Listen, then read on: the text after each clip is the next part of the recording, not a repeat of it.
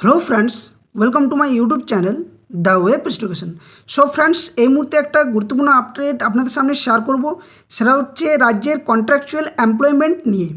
তো এই contractual employment নিয়ে অনেক কিছু তথ্য উঠে আসছে বিভিন্ন সংবাদ মাধ্যম, বিভিন্ন ইউটিউব চ্যানেল। তো আপনারা দেখতে পেয়েছেন যে রাজ্য সরকার আসার আগে কন্ট্রাকচুয়াল টিচারদের বা কন্ট্রাকচুয়াল যে সমস্ত এমপ্লয়মেন্ট রয়েছেন, যেখানে প্যারা টিচার থেকে শুরু করে civic volunteer, ICDS, BSK, SSK, MSK, অনেক কন্ট্রাকচুয়াল কর্মচারী আমাদের রাজ্যে কাজের সাথে যুক্ত রয়েছে।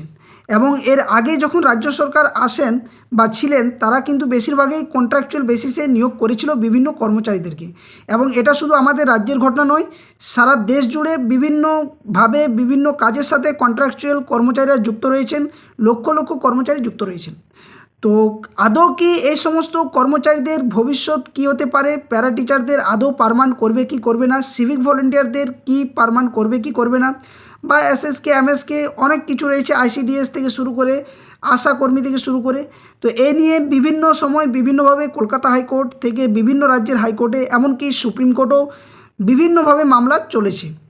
তো আজকে আমি আপনার সামনে একটা গুরুত্বপূর্ণ মামলা, যেটা 2006 সালে সুপ্রিম কোর্টে এক ঐতিহাসিক রায়দান দিয়েছিল, যে কন্ট্রাকচুয়াল কর্মচারীদের কি কাজ হতে পারে বা তাদের পারমানেন্ট করা যাবে কি যাবে না, সেই ঐতিহাসিক রায় সম্পর্কে আপনার সামনে সংক্ষিপ্ত আকারে একটা ব্রিফ আপডেট দেওয়ার চেষ্টা করব।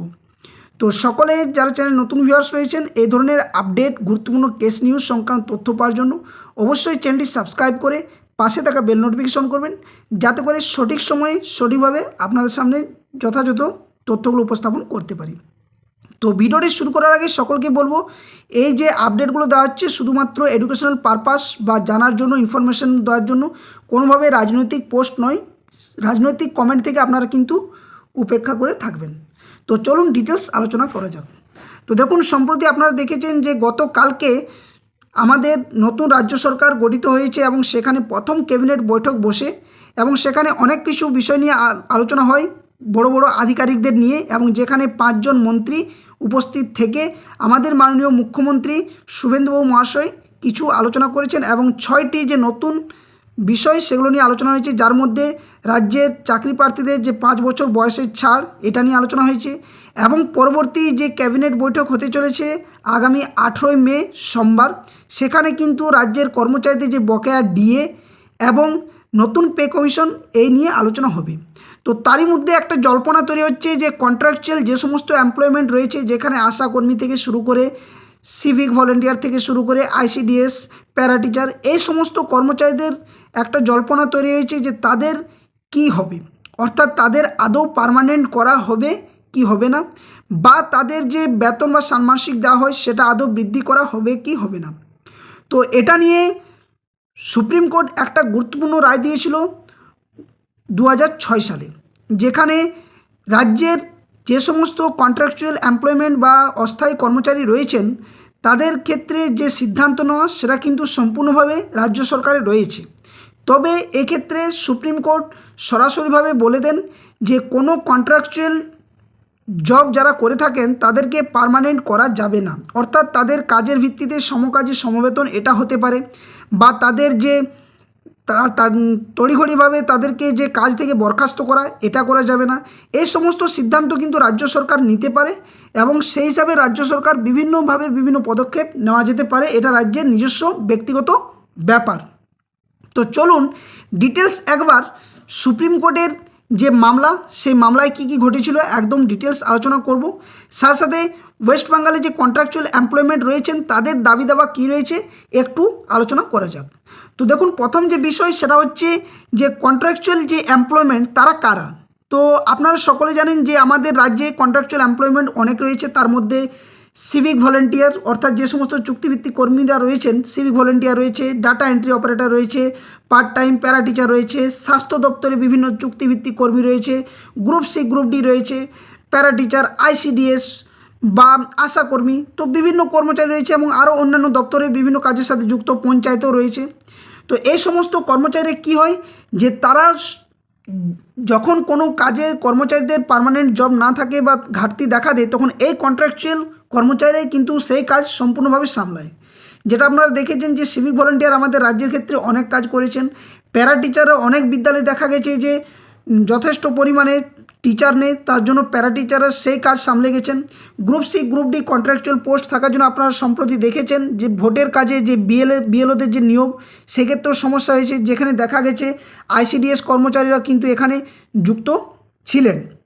তো এই সমস্ত কর্মচারীদের মূল দাবি সেটা হচ্ছে একটা হচ্ছে রেগুলেশন বা স্থায়ীকরণ করা, সমান বেতন অর্থাৎ equal pay for equal work, DA এবং অন্যান্য ভাতা, চাকরির নিরাপত্তা, পিএফ, ইএসআই, গ্র্যাচুইটি ও অন্যান্য সুবিধা এবং দীর্ঘদিন কাজের ভিত্তিতে নিয়মিতকরণ। তো পশ্চিমবঙ্গের বর্তমান পরিস্থিতি কি না, বহু কর্মচারী রয়েছেন যাদের 10 থেকে 15 বছর বা তার বেশি সময় ধরে কাজ করছেন এবং তারা বিভিন্নভাবে এই নিয়ে আন্দোলনও করেছেন এবং তারা বিভিন্নভাবে আইনি যে দিক সেই দিকটাও কিন্তু বেছে নিয়েছেন, যেখানে হাইকোর্ট থেকে শুরু করে সুপ্রিম কোর্টও গেছেন, কিন্তু কোনোভাবেই তাদের যে সুরাহা অর্থাৎ স্থায়ীকরণ সেটা কিন্তু ঘটেনি। তো কি কি ভিত্তি উঠে আসছে, কি সেই মামলা, ঐতিহাসিক সেই রায়দান কি, সেটা একটু জানা যাক এবং আপনার সামনে যথাযথভাবে উপস্থাপন করার চেষ্টা করছি। তো ভিডিওটা শেষ পর্যন্ত দেখুন। আর যারা চ্যানেল নতুন ভিউয়ার্স রয়েছেন অবশ্যই চ্যানেলটি সাবস্ক্রাইব করে পাশে থাকা বেল নোটিফিকেশন অন করবেন। তো দেখুন, যে মামলাটি ঘটে সেটা হচ্ছে উমাদেবী জাজমেন্ট মামলা, যেটা ঘটেছিল কোথায় না state of Karnataka versus Umadevi মামলা। 2006 সালে কিন্তু এই মামলাটি ঘটে এবং 5 বিচারপতির একটি সাংবাদিক বেঞ্চে এই মামলাটি রায়দান হয়। যেখানে মামলার মূল পটভূমি কী ছিল না, মামলার মূল পটভূমি ছিল যে কর্ণাটক সরকারের বিভিন্ন দপ্তরে বহু কর্মী দীর্ঘদিন ধরে চুক্তিভিত্তিক অস্থায়ী বা অস্থায়ী ডেলি ওয়েজেস অ্যাডহক হিসেবে কাজ করছিলেন এবং তারা স্থায়ীকরণের নিয়ে দাবি জানাতে আদালতে যান।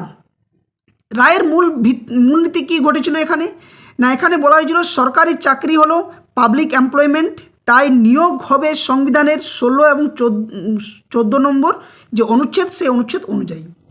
দ্বিতীয়ত কি বলা হয়েছিল না, নিয়োগ অবশ্যই স্বচ্ছ, উন্মুক্ত, প্রতিযোগিতার মাধ্যমে হতে হবে। এই বিষয়গুলো সুপ্রিম কোর্টের যে রায় সেই রায়ের মূলনীতিতে বলা হয়। যেখানে আরও বলা হয়েছে ব্যাকডোর এন্ট্রি বা নিয়ম বহির্ভূত নিয়োগকে আদালত বৈধতা দিতে পারে না, অর্থাৎ কোনোভাবে কোনো তৃতীয় ব্যক্তি দ্বারা মারফত দ্বারা কোনো যদি নিয়োগ প্রক্রিয়া বা নিয়োগ হয়ে থাকেন সেই কর্মচারীকে কোনোভাবে স্থায়ী করা যাবে না, নিয়োগ স্বচ্ছ মুক্ত হতে হবে। সাথে সাথে আরও বলা হয় শুধু দীর্ঘদিন কাজ করার কারণে স্থায়ী চাকরির অধিকার তৈরি হয় না, এটা কিন্তু সম্পূর্ণভাবে জানিয়ে দেন। আর আদালত নিয়োগ দিতে পারে না, শুধু সরকারের নীতি বা সিদ্ধান্তকে পর্যালোচনা করতে পারেন, এগুলো কিন্তু বলা হয়। এখানে আরও কিছু বিষয় উঠে আসে, সেটা হচ্ছে ইললিগ্যাল এবং ইরেগুলার অ্যাপয়েন্টমেন্ট নিয়ে। তো এখানে ইললিগ্যাল এবং যে ইররেগুলার অ্যাপয়েন্টমেন্ট সেটা নিয়ে কি বলা হচ্ছে না, সেটা নিয়ে বলা হচ্ছে একটা গুরুত্বপূর্ণ বিষয় যে ইললিগ্যাল অ্যাপয়েন্টমেন্ট বলতে বোঝায় সম্পূর্ণ বেআইনি নিয়োগ, আর একটা ইররেগুলার অ্যাপয়েন্টমেন্ট যেটা হচ্ছে পুরোপুরি বেআইনি নয় তবে কিছু ত্রুটি আছে। এটা নিয়েও কিন্তু সুপ্রিম কোর্টে পর্যালোচনা হয় 2006 সালে। তো সম্পূর্ণ বেআইনি নিয়োগ যেগুলো কোনগুলো, যেখানে কোনো পদ নেই অর্থাৎ কোনো স্যাংশন পোস্ট নেই, যোগ্যতা নেই অর্থাৎ কর্মী নিয়োগের যোগ্যতা পূরণ করেনি অর্থাৎ যে কোনো যোগ্যতাতে চাকরি পেয়েছেন, নিয়োগ সম্পূর্ণ বেআইনি অর্থাৎ পিএসসি এসএসসি ছাড়া বা বিজ্ঞপ্তি ছাড়া বা কোনো সুপারিশ দ্বারা নিয়োগ, সাথে সাথে রিক্রুটমেন্ট রুলস মানা হয়নি, কোনো নিয়োগ বিধি বা প্রক্রিয়া মানা হয়নি, ব্যাকডোর এন্ট্রি যেখানে পর্দার আড়ালে বা তৃতীয় ব্যক্তির দ্বারা এই নিয়োগগুলো হয়ে থাকে। তো এই ধরনের নিয়োগকে আদালত সাধারণ সমর্থন করে না, এটা রেগুলেশন প্রায় অসম্ভব বলে সুপ্রিম কোর্ট জানিয়ে দেয়। অপরদিকে ইররেগুলার বা পুরোপুরি বেআইনি নয় তবে কিছু ত্রুটি আছে, সেইগুলো কি না, পদ ছিল অর্থাৎ ডিলে স্যাংশন পোস্ট ছিল, কর্মী যোগ্য ছিলেন অর্থাৎ যোগ্যতা ছিল এবং কাজের জন্য উপযুক্ত ছিলেন, নিয়োগ কিছু প্রসিডিউরাল ত্রুটি অর্থাৎ বিজ্ঞপ্তি, নির্বাচন প্রক্রিয়া বা অন্যান্য পদ্ধতিগত যে ভুল সেগুলো ছিল, এবং কাজ করেছেন সরকারের জ্ঞাতে অর্থাৎ সরকারের জ্ঞান এবং নিয়ন্ত্রণ কাজ করেছেন, এই সমস্ত বিষয়। তো এখানে বলা হচ্ছে যে এখানে আদালত কিছুটা সহানুভূতি দেখাতে পারেন এবং এটা বলা হয়। নেক্সট যে বিষয়টা উঠে আসছে সেটা হচ্ছে যে সবচেয়ে গুরুত্বপূর্ণ শব্দ যে ব্যাকডোর অ্যাপয়েন্টমেন্ট কি না, এখানে আবারও বলছি যে যেখানে পিএসসি বা এসএসসি ছাড়া নিয়োগ হয়েছে, উন্মুক্ত প্রতিযোগিতা নেই অর্থাৎ কোনো তৃতীয় ব্যক্তি দ্বারা হয়েছে, কোনো বিজ্ঞপ্তি নেই, রিক্রুটমেন্ট রুলস মানা হয়নি, এই সমস্তভাবে এগুলো কিন্তু আদালত কোনোভাবেই এগুলোকে মান্যতা দেয়নি। আরেকটা বিষয় উমাদেবী যে রায়, সেই রায়ে 10 বছরের নিয়ম নিয়ে কোথা থেকে এলো এটা নিয়ে একটা তথ্য উঠে এসেছিল। তো এখানে কি বলা হচ্ছে না, 10 বছর তার বেশি কাজ করেছেন, শর্তসমূহ যেগুলো ছিল, যারা ছিল আর কি, যে 10 বছর বা তার বেশি কাজ করেছেন, স্যাংশন পোস্ট ছিলেন এবং আদালতে ইন্টার্ম অর্ডার ছাড়া কাজ করেছেন, এটা তাদের জন্য সরকার এককালীন রেগুলেশন স্কিম আনতে পারে, এটা একটা। এবং এটাকেই বলা হচ্ছে 10 ইয়ার্স যে রুলস, অর্থাৎ এখানে বলা হচ্ছে কি না, এটি কোনো অটোমেটিক লিগ্যাল রাইট নয়, তবে এখানে বলা হচ্ছে যে 10 বছর যদি কোনো কর্মচারী কাজের সাথে যুক্ত থাকেন বা কাজ করে থাকেন, তাহলে সেক্ষেত্রে সরকার হয়তো বিষয়টি নিয়ে ভাবতে পারে, তবে কোনোভাবেই এখানে সুপ্রিম কোর্ট এই রায় দেয়নি যে তাদেরকে পার্মানেন্ট করা হোক বলে। ঠিক আছে, নেক্সট যে বিষয়, পরে কিছু গুরুত্বপূর্ণ আরও মামলা ঘটে এবং এখনও পর্যন্ত হাইকোর্ট থেকে সুপ্রিম কোর্ট বিভিন্ন মামলা ঘটেছে।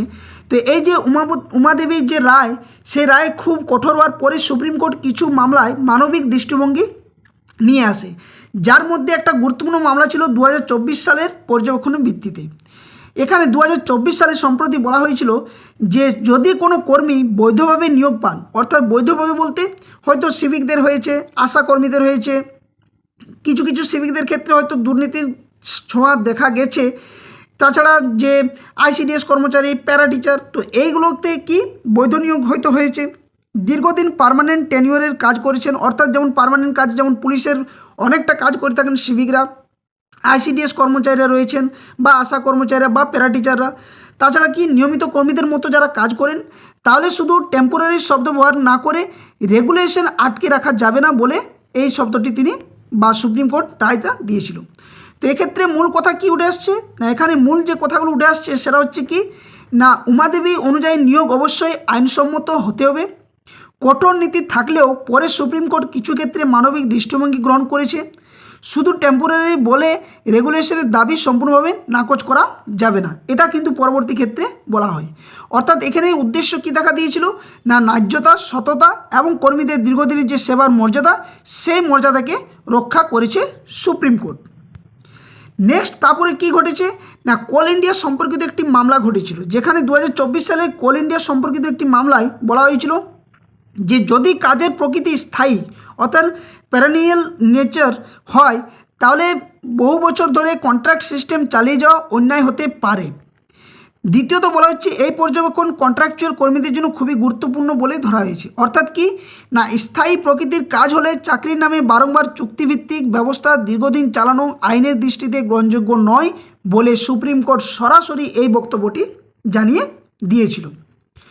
তো আপনারা বুঝতে পারলেন যে 2006 সালে যে মামলাটি ঘটেছিল, সেই মামলার ভিত্তিতে কি কি তথ্য উঠে এসছে, মামলার রায়দান কী এসেছিল, কন্ট্রাকচুয়ালরা আদৌ পার্মানেন্ট হবে কি হবে না। তো এই সমস্ত বিষয়গুলো জানার জন্য আপনার সামনে একটা সম্পূর্ণ যে তথ্য, সেই তথ্যটা শুধুমাত্র তুলে ধরলাম। তো এই ধরনের আপডেট পাওয়ার জন্য অবশ্যই চ্যানেলটি সাবস্ক্রাইব করে পাশে থাকা বেল নোটিফিকেশন করবেন এবং ভিডিওটি লাইক ও বাকি শেয়ার অবশ্যই করবেন।